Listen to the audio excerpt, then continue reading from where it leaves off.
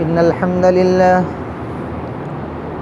نحمده ونستعينه ونستغفره ونؤمن به ونتوكل عليه ونعوذ بالله من شرور أنفسنا ومن سيئات أعمالنا من يهده الله فلا مضل له ومن يضلله فلا هادي له وأشهد أن لا إله إلا الله وحده لا شريك له وأشهد أن محمدًا عبده ورسوله أما بعد فإن خير الحديث كتاب الله وخير الهدي هدي محمد صلى الله عليه وسلم وشر الأمور محدثاتها وكل محدثة بدعة وكل بدعة ضلالة وكل ضلالة في النار. أعوذ بالله السميع العليم من الشيطان الرجيم من همزه ونفخه ونفثه. بسم الله الرحمن الرحيم. يا أيها الذين آمنوا اتقوا الله حق تقاته ولا تموتن إلا وأنتم مسلمون. يا أيها الناس اتقوا ربكم الذي خلقكم من نفس واحدة وخلق منها زوجها وبث منهما رجالا كثيرا ونساء واتقوا الله الذي تساءلون به والأرحام إن الله كان عليكم رقيبا. يا أيها الذين آمنوا اتقوا الله وقولوا قولا سديدا يصلح لكم أعمالكم ويغفر لكم ذنوبكم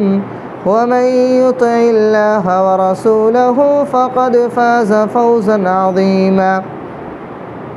أما بعد فأعوذ بالله السميع العليم من الشيطان الرجيم. الذين آمنوا وتطمئن قلوبهم بذكر الله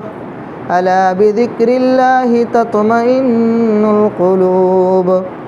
رب اشرح لي صدري ويسر لي أمري واحلل عقدة من لساني يفقه قولي. رب زدني علما.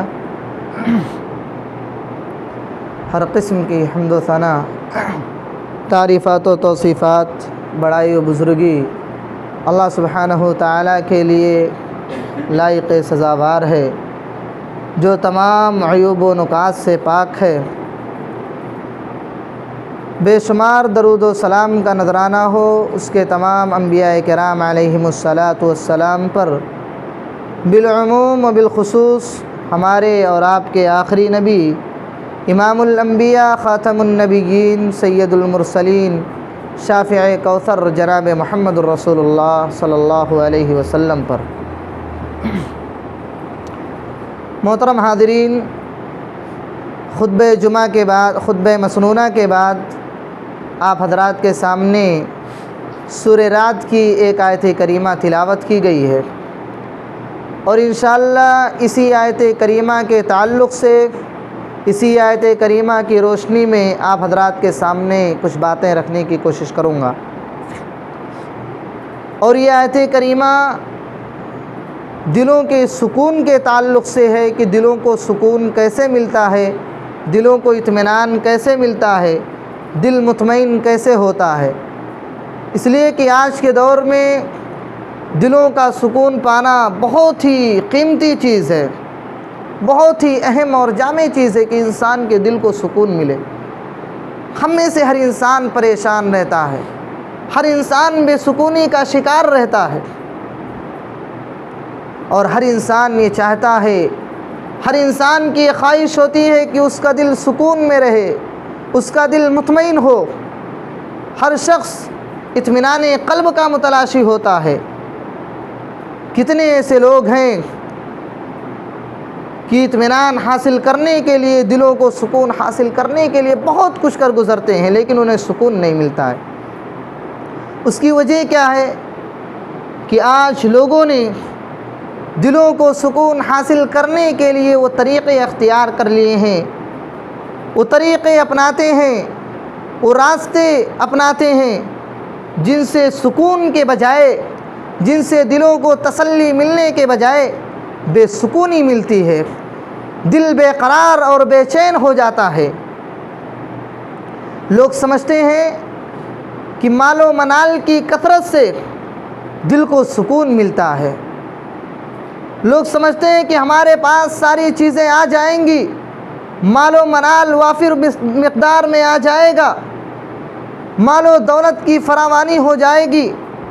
تو ہمیں سکون مل جائے گا۔ نہیں میرے بھائیوں، مال و دولت کا ہونا یہ سکون کی علامت نہیں ہے، اس سے سکون حاصل نہیں ہو سکتا ہے۔ اس لیے کہ ہم اور آپ جانتے ہیں کہ کتنے ایسے لوگ ہیں جن کے پاس مال و دولت کی فراوانی ہوتی ہے، مال و دولت کی کثرت ہوتی ہے، بے پناہ مال و دولت ہوتا ہے، کسی چیز کی کمی نہیں ہوتی ہے، رہنے کے لیے بنگلہ رہتا ہے، چلنے کے لیے گاڑیاں رہتی ہیں، ساری چیز مہیا ہونے کے باوجود بھی ان کے دل کو سکون نہیں ملتا ہے۔ ہم نے خود ہی ایسے لوگوں کا نظارہ کیا ہے، ہم نے خود ہی دیکھا ہے کہ ہر چیز ہے ان کے پاس، کسی چیز کی کمی نہیں ہے، چلنے کے لیے گاڑیاں ہیں ان کے ساتھ میں، لوگ بھی رہتے ہیں، ان کی سیفٹی کے لیے باڈی گارڈ رہتے ہیں، ساری چیزیں ان کے پاس ہیں، لیکن پھر بھی وہ بولتے ہیں کہ ہمیں سکون نہیں ملتا ہے، رات بھر نیند نہیں آتی ہے، نیند کی گولی کھا کر سونا پڑتا ہے، نیند پوری کرنے کے لیے نیند کی دوا لانی پڑتی ہے، ساری چیزیں ہونے کے باوجود بھی انسان کو سکون نہیں ملتا ہے۔ اور آج ہم اور آپ دیکھتے ہیں یہی وجہ ہے کہ آج ذہنی اسپتال بھی بڑھ رہے ہیں، آج لوگوں کے بہت زیادہ لوگوں کے دماغی توازن خراب ہو جاتے ہیں صرف دلوں کے سکون نہ ملنے کی وجہ سے، لوگ پاگل ہو جاتے ہیں، مینٹل ہو جاتے ہیں۔ اور جب لوگوں سے پوچھو کیا بھائی کوئی معاشی پریشانی ہے، کوئی کاروبار میں کوئی دقت ہے، تجارت میں کوئی پریشانی ہے، کہتے ہیں نہیں کوئی پریشانی نہیں ہے تجارت میں، معاشی کاروبار بالکل درست ہے، سب کچھ صحیح ہے، گھریلو مسئلہ بھی بالکل درست ہے، گھریلو مسئلے میں بھی کوئی پریشانی نہیں ہے، کسی قسم کی کوئی دقت نہیں ہے، لیکن پھر بھی سکون نہیں ملتا۔ وجہ کیا ہے کہ آج لوگوں نے سکون حاصل کرنے کے لیے وہ طریقے اختیار کر لیے ہیں، وہ راستے اپنائے ہیں جو سکون حاصل کرنے کے لیے بالکل غلط راستے ہیں۔ آج لوگ فلموں ڈراموں میں، آج لوگ ناولوں افسانوں میں سکون ڈھونڈ رہے ہیں، آج لوگ مووی دیکھ کر کے اپنے دل کو تسلی دینے کے لیے مووی دیکھتے ہیں، اور لوگ کھیل تماشا میں، لہو و لعب میں اپنا جی لگا کر کے اطمینان قلب حاصل کرنا چاہتے ہیں، دلوں کو سکون حاصل کرنا چاہتے ہیں۔ میرے بھائیوں، ان چیزوں سے بے چینی اور بے قراری تو ہو سکتی ہے، دلوں کی تنگی تو ہو سکتی ہے، دلوں کی پریشانی تو ہو سکتی ہے، لیکن دل کو سکون کبھی نہیں مل سکتا ہے، دل مطمئن کبھی نہیں ہو سکتا ہے۔ اگر ہم چاہیں کہ ہم فلموں اور ڈراموں کو دیکھ کر کے اپنے دل کو سکون حاصل کریں، اپنے دل کو مطمئن کر لیں، تو میرے بھائیوں یہ بالکل غلط طریقہ ہے، اس سے کبھی بھی ہمارے دلوں کو سکون حاصل نہیں ہو سکتا ہے۔ اس لیے کہ رب کائنات نے دلوں کو سکون حاصل کرنے کے لیے مکمل طریقے قرآن کریم کے اندر بتلا دیے ہیں، مکمل اور جامع طریقہ اللہ سبحانہ و تعالیٰ نے قرآن کریم کے اندر بتایا ہے کہ دلوں کو سکون کیسے حاصل ہوگا۔ ہمارے اور آپ کے ذہن میں یہ سوال پیدا ہوتا ہے کہ آخر دلوں کو سکون حاصل کیسے کریں؟ اس لیے کہ ہم نے دلوں کے سکون حاصل کرنے کا وہی طریقہ جانا ہے، ہم نے وہی راستہ اپنایا ہے جو سوشل میڈیا پر نظر آتا ہے، فلم و ڈراموں کو ہم نے اپنایا ہے سکون حاصل کرنے کے لیے، میچ دیکھ کر ہم نے اپنے دلوں کو سکون حاصل کرتے ہیں۔ جب ٹورنامنٹ کا وقت آ جاتا ہے اور T20 پتہ نہیں کون کون سا جب میچ ہونے لگتا ہے تو لوگ دن بھر اسی میں بزی رہتے ہیں. اس میچ کی وجہ سے لوگ نماز کو بھی چھوڑ دیتے ہیں, نماز کو بھی ترک کر دیتے ہیں, اور ان کا دل بالکل بے چین اور بے قرار رہتا ہے کہ کہیں ایسا نہ ہو کہ ہماری یہ ٹیم ہار جائے. بولتے ہیں جب تک یہ ٹیم نہیں جیتے گی, جب تک ہماری یہ ٹیم فتح نہیں پائے گی, جب تک ہمارے دل میں سکون نہیں ہوگا, اطمینان نہیں ہوگا. میرے بھائیو, ہم نے یہ بہت ہی زیادہ غلط طریقہ اختیار کر لیا ہے. دلوں کو سکون حاصل کرنے کے لیے رب کائنات کے فرامین کو پڑھو, اللہ کے نبی صلی اللہ علیہ وسلم کے طریقے کو اختیار کرو, آپ کی سیرت مبارکہ کو پڑھو کہ اللہ کے نبی صلی اللہ علیہ وسلم نے, اللہ رب العالمین نے دلوں کے سکون حاصل کرنے کا کیا طریقہ بتلایا. آئیے قرآن کریم کے حوالے سے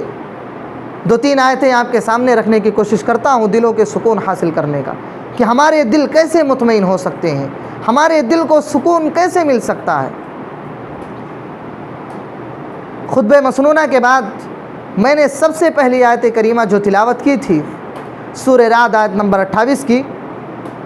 الذین آمنوا وتطمئن قلوبہم بذکر اللہ. اللہ رب العالمین فرماتا ہے کہ جو لوگ ایمان لائے, الذین آمنوا وتطمئن قلوبہم بذکر اللہ, ان کے دل اللہ رب العالمین کے ذکر سے مطمئن ہو جاتے ہیں,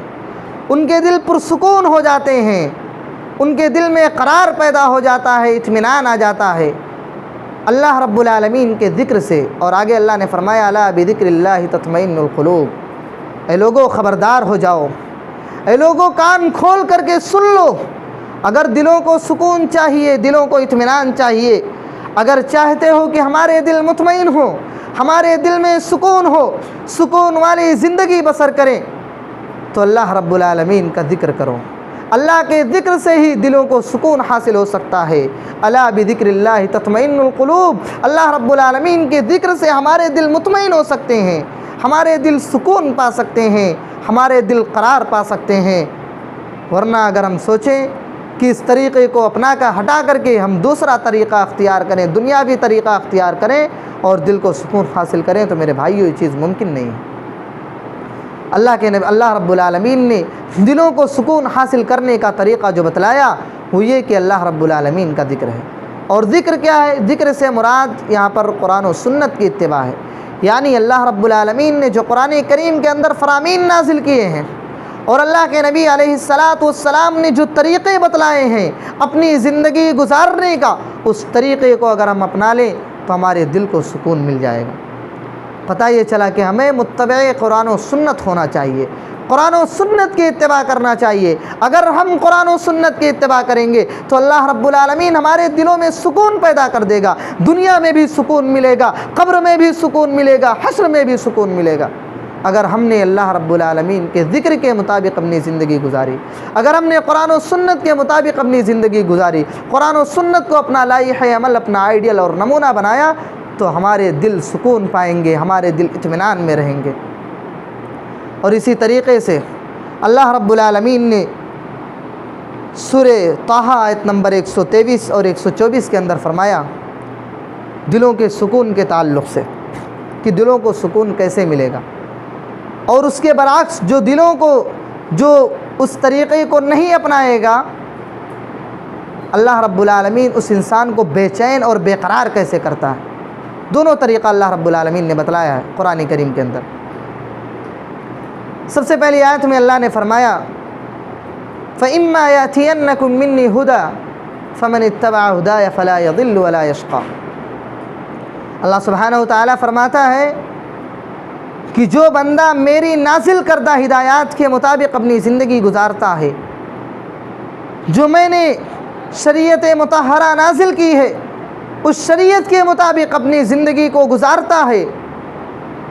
جس طریقے کو نبی علیہ السلام نے اپنایا تھا اس طریقے کو جو انسان اپناتا ہے اس کے مطابق اپنی زندگی گزارتا ہے, اللہ رب العالمین فرماتا ہے فلا یضل ولا یشقا, تو وہ انسان راہ راست سے نہ تو بھٹک سکتا ہے, نہ اللہ رب العالمین اس انسان کو گمراہ کرے گا,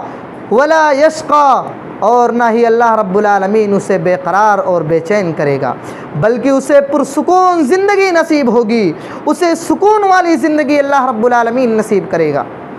میرے بھائی، اللہ رب العالمین نے ان دونوں آیتوں کے اندر یہی فرمایا کہ جو انسان اللہ رب العالمین کے بتائے ہوئے طریقے کے مطابق زندگی گزارے گا، قرآن و سنت کی اتباع کرے گا، اس انسان کا دل سکون میں رہے گا، اس انسان کا دل مطمئن ہوگا۔ لیکن اس کے برعکس، اس کے برخلاف جو انسان قرآن و سنت کے مطابق اپنی زندگی نہیں گزارتا، قرآن و سنت کے مطابق اپنی زندگی کو نہیں گزارتا ہے، اپنی زندگی اس کے مطابق نہیں لگاتا ہے، اللہ نے فرمایا وَمَنْ أَعْرَضَ عَنْ ذِكْرِي فَإِنَّ لَهُ مَعِيشَةً ضَنْكًا، جو میرے ذکر سے اعراض کرتا ہے، یعنی جو میں نے شریعت مطہرہ نازل کی ہے، جو قرآن و سنت کی اتباع نہیں کرتا ہے، اللہ سبحانہ وتعالیٰ فرماتا ہے وَمَنْ أَعْرَضَ عَنْ ذِكْرِي فَإِنَّ لَهُ مَعِيشَةً ضَنْكًا، ایک تو اللہ رب العالمین اس کی معیشت کو تنگ کر دیتا ہے، اس کی روزی روٹی کو چھین لیتا ہے، اور اس کے بعد اللہ رب العالمین نے فرمایا کہ اللہ اسے بے قراری اور بے چین اور بے سکون والی زندگی نصیب کر دیتا ہے۔ اور صرف اتنا ہی اللہ نے نہیں کہا وَنَحْشُرُهُ يَوْمَ الْقِيَامَةِ أَعْمَىٰ، اللہ رب العالمین اس انسان کے بارے میں کہہ رہا ہے کہ جو انسان قرآن و سنت کے مطابق اپنی زندگی نہیں گزارتا، اللہ فرماتا ہے کہ ہم اسے قیامت کے دن اندھا بھی کر دیں گے، اندھا کر کے اٹھائیں گے، اندھوں کے ساتھ اس کا حشر ہوگا، وہ انسان پریشان ہو جائے گا، کہے گا قال رب لم حشرتنی اعمیٰ وقد كنت بصیرا، اے رب ذوالجلال تو نے مجھے اندھا کر کے کیوں اٹھایا، تو نے مجھے نابینا کیوں بنا دیا، میری آنکھوں کی بینائی تو نے چھین کیوں لی، وقد كنت بصیرا، میرا حال تو یہ تھا کہ میں دیکھنے والا تھا، میں دنیا کے اندر دیکھا کرتا تھا، تو نے مجھے بینائی دی تھی، تو نے مجھے میری آنکھ میں روشنی دی تھی، میں تیری تمام تر نعمتوں کو دیکھا کرتا تھا، ساری چیزوں کو دیکھا کرتا تھا، اللہ تو نے مجھے آج اندھا کر کے کیوں اٹھایا، تو نے میری آنکھ کی روشنی آج تو نے کیوں چھین لی، وجہ کیا ہے اللہ؟ پھر اللہ رب العالمین کیا کہے گا میرے بھائیو پتہ ہے؟ اللہ کہے گا قال كذلك اتتك آیاتنا فنسیتها، کہ میرے بندے جب تو دنیا کے اندر موجود تھا میری آیتیں تیرے پاس آئی تھی،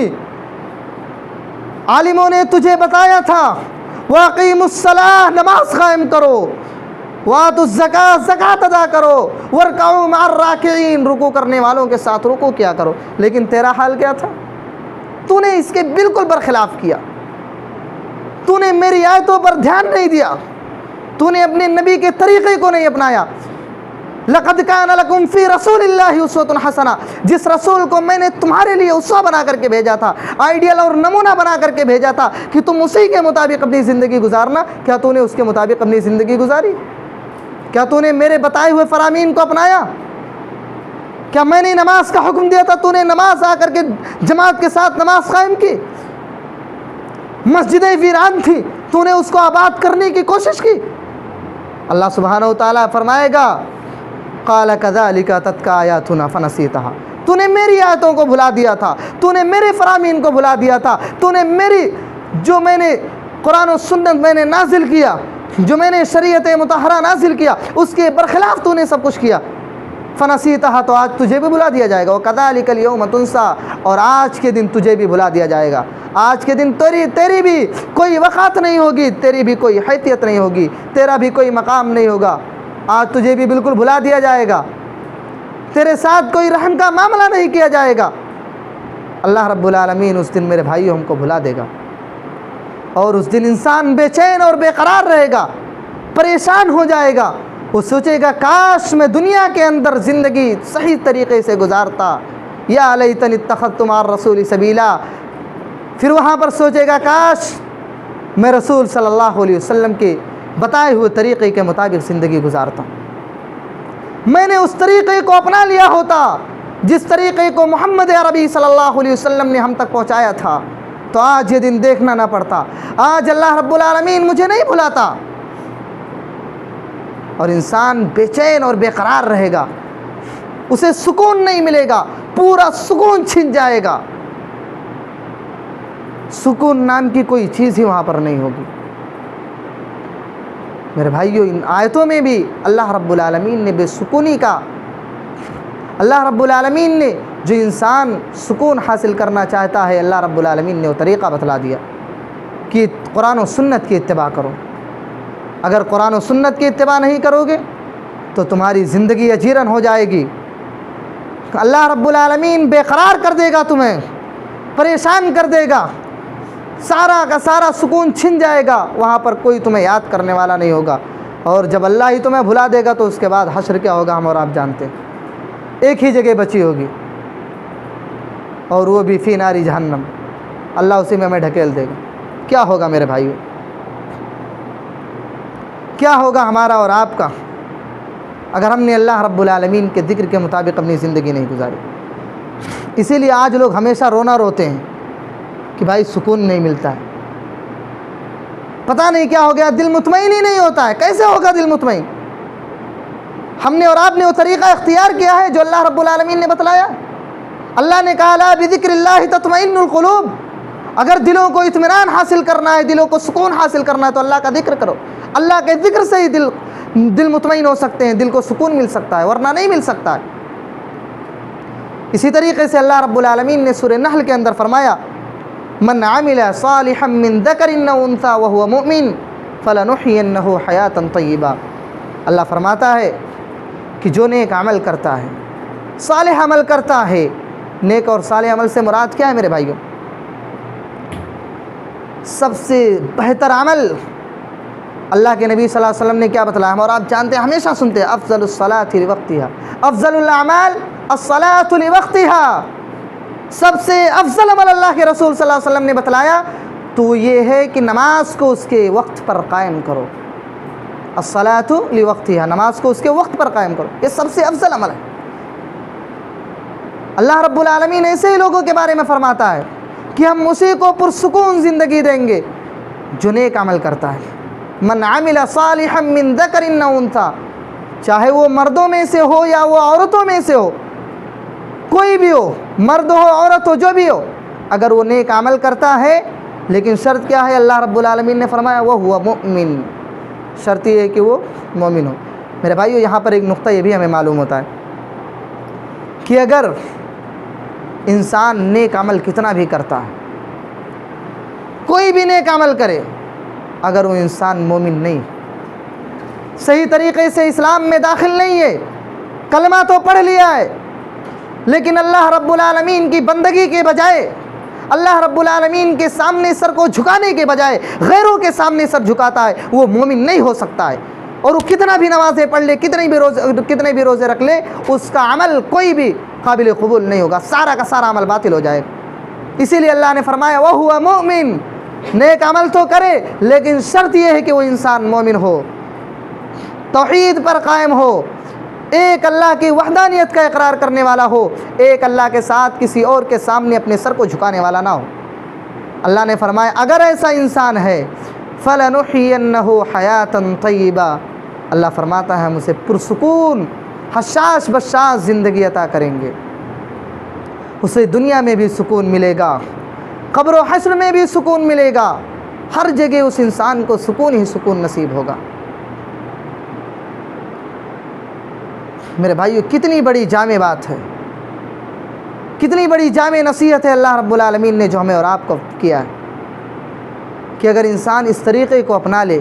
یہ مکمل طریقہ اللہ رب العالمین نے انہی آیتوں کے اندر بتلا دیا ہے سکون حاصل کرنے کا، دل کو مطمئن کرنے کا۔ اور وہ طریقہ اللہ نے کیا بتلایا؟ اتباع قرآن و سنت، قرآن و سنت کی اتباع، قرآن و سنت کی اتباع کرو گے تو دل کو سکون ملے گا۔ اگر قرآن و سنت کی اتباع نہیں ہے تو پھر میرے بھائیوں بے چینی اور بے قراری ہماری مقدر بن جائے گی، دنیا میں بھی اور آخرت میں بھی، قبر میں بھی، حشر میں بھی، ہر جگہ ہمیں رسوائی کا سامنا کرنا پڑے گا، ہمارے دل بے چین اور بے قرار رہیں گے۔ اس لیے ہمیں اور آپ کو چاہیے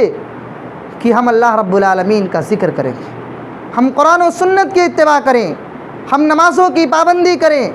زکوٰۃ کا اہتمام کریں، ہم زیادہ سے زیادہ اللہ رب العالمین کے راستے میں خرچ کریں اگر ہم چاہتے ہیں کہ ہمیں سکون ملے،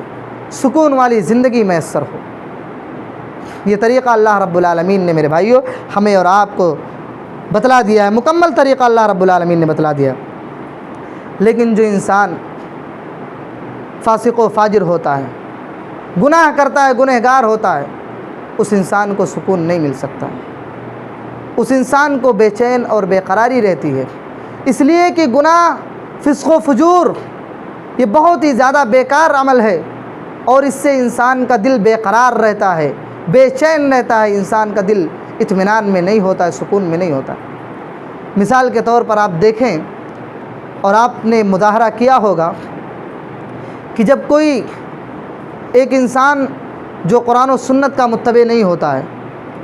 جو انسان عیاشی کرنے والا ہوتا ہے، جو انسان نفس پرست ہوتا ہے، جو انسان اللہ رب العالمین کے بتائے ہوئے طریقے کے مطابق اپنی زندگی نہیں گزارتا ہے، جب اللہ سبحانہ و تعالیٰ اسے ایک پریشانی، ایک مصیبت یا ایک تکلیف جب اللہ رب العالمین اسے لاحق کر دیتا ہے، کس طرح سے وہ ڈھنڈورے پیٹتا ہے، وہ اپنے سروں کو دیواروں پر مارتا ہے، خودکشی کرنے پر اتر آتا ہے، اس کا دل بالکل بے چین اور بے قرار رہتا ہے، یہاں تک کہ وہ اپنا ذہنی توازن بھی کھو بیٹھتا ہے، پاگل ہو جاتا ہے، وہ انسان مینٹل ہو جاتا ہے۔ لیکن وہی بیماری، وہی پریشانی، وہی مصیبت، وہی تکلیف جب ایک مومن بندے کو اللہ رب العالمین دیتا ہے، جب ایک مومن شخص پر وہ مصیبت آتی ہے، وہ پریشانی آتی ہے، تو انسان نہ تو اپنے سر کو دیواروں پر مارتا ہے، اور نہ ہی وہ بہت زیادہ واویلا مچاتا ہے کہ جس کی وجہ سے سارے لوگوں کو معلوم ہو جائے کہ بھائی اس کے پاس ایک پریشانی آ چکی ہے، یہ بیمار ہو چکا ہے، اور نہ ہی وہ انسان، اس انسان کا دل بے قرار ہوتا ہے، بلکہ اس میں ہی وہ پرسکون زندگی جیتا ہے۔ کیوں؟ اس لیے کہ جو مصیبت، جو پریشانی، جو تکلیف اس انسان پر آئی ہوئی ہوتی ہے، وہ اللہ رب العالمین کا فیصلہ سمجھ کر کے اس کو ایکسیپٹ کر لیتا ہے، وہ اللہ رب العالمین کا فیصلہ سمجھ کر کے اس کو قبول کر لیتا ہے کہ یہ رب کی جانب سے ہونا تھا، اس لیے مجھے یہ بیماری ہو گئی۔ جب وہ ایکسیپٹ کر لیتا ہے، ظاہر بات ہے پھر اس کا دل بے چین ہوگا ہی نہیں، اس کا دل مطمئن ہو جائے گا، اس کا دل سکون میں ہو جائے گا۔ اسی بات کو اللہ کے نبی صلی اللہ علیہ وسلم نے فرمایا تھا۔ حضرت صہیب رضی اللہ تعالیٰ عنہ راوی حدیث سے کہتے ہیں، اللہ کے نبی صلی اللہ علیہ وسلم نے فرمایا، صحیح مسلم کی روایت ہے، عجبا لامر المومن، کہ عجیب بات ہے مومن کے حال پر، کہ مومن کا معاملہ بڑا عجیب و غریب ہوتا ہے۔ ان امرہ کلہ خیر، کیوں؟ اس لیے کہ اس کے ہر معاملے میں بہتری ہوتی ہے، ہر معاملے میں بھلائی ہوتی ہے، اچھائی ہوتی ہے، خیر ہوتا ہے۔ وَلَيْسَ ذَاكَ لِأَحَدٍ إِلَّا لِلْمُؤْمِنِ، اور اللہ کے نبی صلی اللہ علیہ وسلم نے فرمایا، یہ مقام، یہ مرتبہ، یہ رتبہ ہر کسی کو نہیں ملا کرتا ہے، یہ مقام ملتا ہے تو صرف مومنوں کو ہی ملتا ہے۔ صرف مومنوں کو ہی کیوں ملتا ہے؟ کیوں ان کے دل ان کے دل پریشانی میں بھی کیوں سکون میں رہتے ہیں؟ اس لیے کہ اللہ کے نبی صلی اللہ علیہ وسلم نے فرمایا، ان اصابتہ سراء شکر، جب اسے کوئی اچھی چیز ملتی ہے، کوئی خوشی والی بات اسے معلوم ہوتی ہے، کوئی بہترین نعمت اللہ رب العالمین کی جانب سے اسے ملتی ہے، تو انسان اس پر اللہ رب العالمین کا بے پناہ شکر ادا کرتا ہے، اللہ رب العالمین کا شکر گزار بندہ ہو جاتا ہے۔ اور صرف نعمتوں کو ملنے پر ہی وہ انسان شکر ادا نہیں کرتا، بلکہ وَإِنَّ أَصَابَتْهُ ضَرَّاءُ صبر، جب اس انسان پر کوئی پریشانی آ جاتی ہے، کوئی تکلیف آ جاتی ہے، کوئی مصیبت آ جاتی ہے، تو اللہ رب العالمین کا حکم سمجھ کر کے، اللہ رب العالمین کا فیصلہ سمجھ کر کے، اللہ رب العالمین کی جانب سے آئی ہوئی آزمائش سمجھ کر کے وہ انسان اس پر صبر کر لیتا ہے۔ اللہ کے نبی صلی اللہ علیہ وسلم نے فرمایا، فَكَانَ خَيْرًا لَهُ، تو اس میں بھی اس کے لیے بہتری ہے، ہر معاملے میں اس کے لیے بہتری ہوتی ہے، سکون ہی سکون ہوتا ہے۔ تو اللہ رب العالمین ایسے انسان کو سکون نصیب کرتا ہے۔ میرے بھائیو، ان تمام آیات میں اور احادیث سے ہمیں یہ بات معلوم ہوتی ہے کہ اللہ رب العالمین نے قرآن و سنت میں سکون حاصل کرنے کا، دل کو مطمئن کرنے کا مکمل ضابطۂ دستور بتایا ہے، اور وہ دستور کیا ہے؟ قرآن و سنت کی اتباع، کہ اگر ہم قرآن و سنت کے مطابق اپنی زندگی گزارنے لگ جائیں، اگر ہم قرآن و سنت کے مطابق اپنی زندگی اپنا لیں، تو میرے بھائیو ہمارے دل کو سکون ملے گا، ہمارا دل کبھی بھی بے چین اور بے قرار نہیں ہو سکتا ہے۔ دل کو سکون حاصل کرنے کے لیے میرے بھائیو کئی ضابطے موجود ہیں، کئی طریقے موجود ہیں۔ ایک ضابطہ میں بتا کر کے اپنی بات کو ختم کرتا ہوں۔ وہ یہ ہے مادی خواہش کے اعتبار سے۔ مادی خواہش کا مطلب یہ ہوتا ہے کہ انسان کے پاس کھانے پینے کے لیے ساری چیزیں مہیا ہوں، مال و دولت کی فراوانی ہو، رہنے کے لیے مکان اور چلنے کے لیے عالی شان گاڑیاں ہوں، ساری چیزیں موجود ہوں، تو اس انسان کا دل تو اس انسان کا دل مطمئن رہتا ہے۔ لیکن جب یہ چیزیں نہیں ہوتی ہیں تو اس انسان کا دل تڑپنے لگتا ہے، اور پھر وہ انسان اللہ رب العالمین کا ناشکر گزار بندہ بن جاتا ہے۔ اور اسی مادی خواہش کو اعتدال میں رکھنے کے لیے اللہ کے نبی صلی اللہ علیہ وسلم نے ہمیں اور آپ کو ایک ضابطہ بتلایا۔ وہ ضابطہ کیا ہے؟ نظروں کی حفاظت ہے میرے بھائیوں، کہ ہم اپنی نظروں کی حفاظت کریں۔ نظر کی حفاظت کریں گے تو ہم اور آپ ان خواہشات سے بچ سکتے ہیں۔ اللہ کے نبی صلی اللہ علیہ وسلم نے فرمایا، صحیح البخاری کی روایت ہے، اللہ کے نبی صلی اللہ علیہ وسلم فرماتے ہیں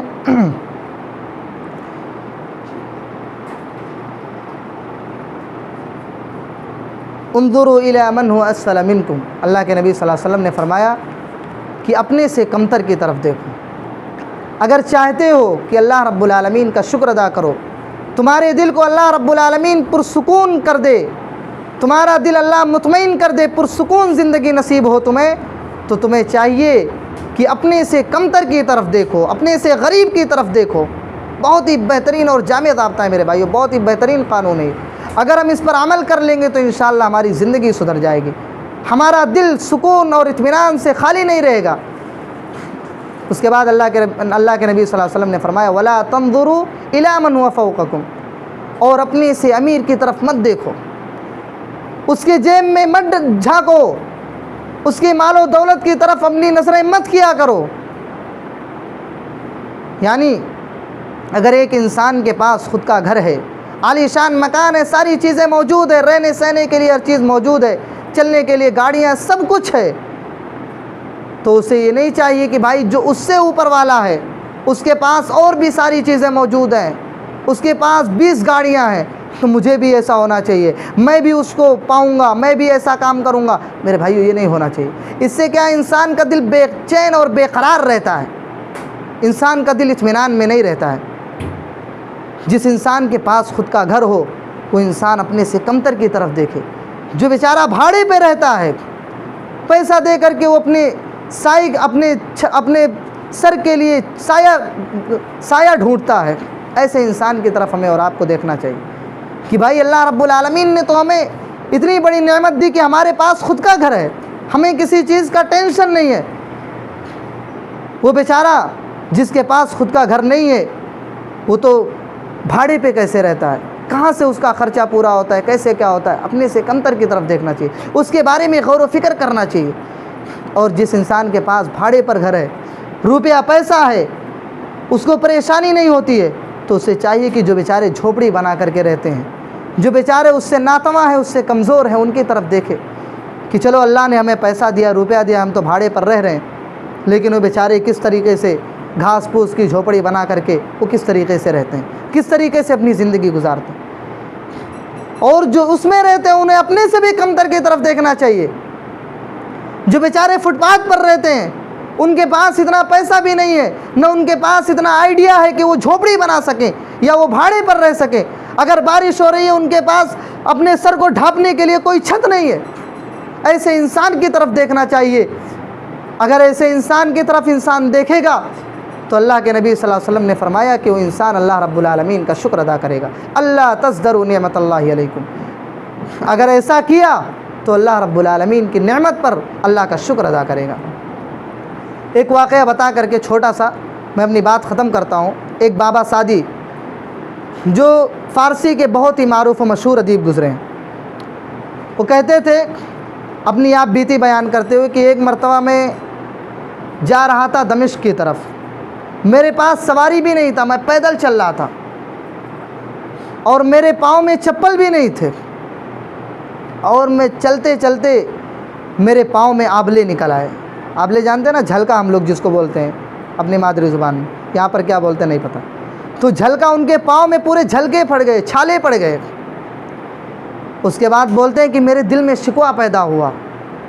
کہ اللہ رب العالمین نے مجھے سواری تو نہیں دی لیکن چپل بھی پہننے کے لیے نہیں دیا میرے پاؤں میں۔ کہتے ہیں کہ کیسا بھی میں چلتے چلتے جب دمشق کی جامع مسجد میں جیسے پہنچا،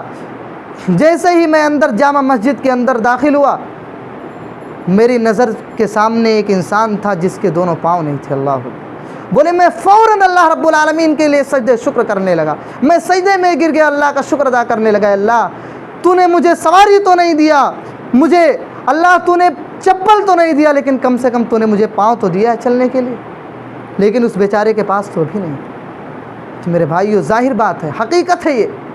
کہ اگر انسان اپنے سے کمتر کی طرف دیکھے گا، اپنے سے غریب کی ناتواں کی طرف دیکھے گا، تو انسان اللہ کا شکر ادا کرے گا اور اس کا دل مطمئن ہو جائے گا۔ فوراً ان کا دل مطمئن ہو گیا، سکون پا گئے ہو۔ خلاصہ کلام یہ ہے میرے بھائیو کہ اگر ہم چاہتے ہیں کہ ہمیں پرسکون زندگی میسر ہو، دنیا میں بھی اور آخرت میں بھی، قبر میں بھی، حشر میں بھی، اگر ہم پرسکون زندگی حاصل کرنا چاہتے ہیں تو میرے بھائیو ہمیں اور آپ کو قرآن و سنت کے مطابق اپنی زندگی گزارنی ہوگی۔ اللہ رب العالمین کا ذکر کرنا ہوگا، نمازوں کی پابندی کرنی ہوگی، روزوں کا اہتمام کرنا ہوگا، صدقات و خیرات کرنے ہوں گے، ہر خیر کے کاموں میں بڑھ چڑھ کر کے حصہ لینا پڑے گا، تب ہمارے دل کو سکون مل سکتا ہے۔ اللہ رب العالمین سے دعا ہے کہ بار الہی تو ہم تمام مسلمانوں کو انہی چند باتوں پر کہنے اور سننے سے زیادہ عمل کی توفیق عطا فرمائے۔ اے بار الہی جب تک تو ہمیں دنیا کے اندر زندہ رکھے، ایمان بالخیر پر زندہ رکھے۔ اے بار الہی تم تمام مسلمانوں کو پرسکون زندگی نصیب عطا فرما۔ اے بار الہی ہم میں سے جو پریشان ہیں، ہم میں سے جن کا دل بے قرار اور بے چین ہے، اے اللہ تو ان کے دل کو پرسکون بنا دے۔ اے اللہ تو انہیں پرسکون زندگی نصیب عطا فرما۔ اے بار الہی ہم میں سے جو مقروض ہیں تو ان کے قرض کی ادائیگی کا مہیا عطا فرما۔ اے بار الہی جو ہم میں سے اس دنیا سے رخصت ہو چکے ہیں، اے بار الہی تو ان کے قبر کو نور سے بھر دے اور انہیں جنت الفردوس میں اعلیٰ مقام عطا فرما۔ اے بار الہی جب تک ہم دنیا میں زندہ رہیں، جب تک تو ہمیں دنیا میں زندہ رکھ، ایمان بالخیر پر زندہ رکھ، جب ہمارا خاتمہ ہو تو ایمان بالخیر پر ہو۔ آمین۔ تقبل یا رب العالمین۔ نقول قولی ھذا استغفر اللہ لی ولکم ولسائر المسلمین۔